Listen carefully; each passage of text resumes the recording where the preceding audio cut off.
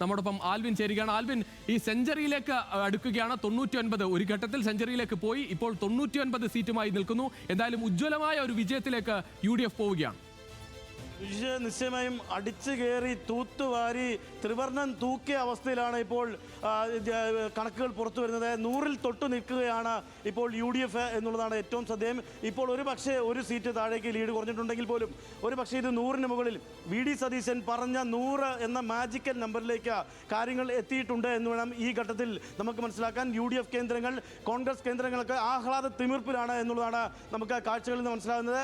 KPCC ആസ്ഥാനത്ത് വലിയ ആഘോഷം നടക്കുകയാണ്. VD സതീശൻ്റെ ആ കണക്ക് കൂട്ടൽ അത് വളരെ കൃത്യമായി സാധ്യമായി എന്നുള്ളതാണ് ഏറ്റവും ശ്രദ്ധേയമായി നമുക്കിവിടെ പറയേണ്ടത്. ഇപ്പോൾ LDF-നൊപ്പം ചില ജില്ലകളിൽ മാത്രം, ചുരുങ്ങിയ ചില ജില്ലകളിൽ മാത്രമാണ് LDF-ന് മേൽക്കൈയുള്ളത്. അത് തൃശ്ശൂരാണ് എന്നുള്ളതാണ്. തൃശ്ശൂരും കണ്ണൂരിലെ ചില മണ്ഡലങ്ങളും മാത്രമാണ് LDF-നൊപ്പം ഉള്ളത്. ബാക്കി മുഴുവൻ ജില്ലകളും ഏതാണ്ട് UDF-നൊപ്പം കൈപിടിച്ച അവസ്ഥയിലാണ് ഇപ്പോൾ ഉള്ളത് എന്ന് വേണം നമുക്ക് ഈ ഘട്ടത്തിൽ മനസ്സിലാക്കാൻ.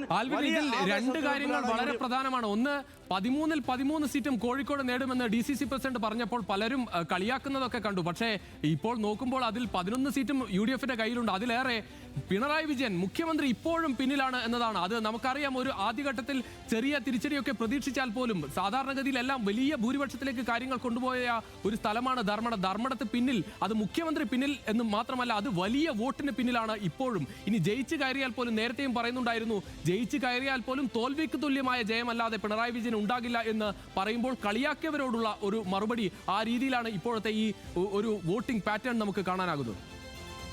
നിശ്ചയമായും രുചീഷ്, അങ്ങനെ തന്നെ പിണറായി വിജയൻ എന്ന് പറയുന്ന ധർമ്മടത്ത് മത്സരിക്കുന്ന മുഖ്യമന്ത്രി, CPM-ന്റെ ഏറ്റവും തലമുതിർന്ന നേതാവ്, 4 റൗണ്ട് എണ്ണിയപ്പോൾ അത് പിന്നിലാണ് എന്നുള്ളതാണ് ഇതിലെ ഏറ്റവും ശ്രദ്ധേയമായ കണക്ക് എന്ന് വേണം നമുക്ക് ഈ ഘട്ടത്തിൽ മനസ്സിലാക്കാൻ.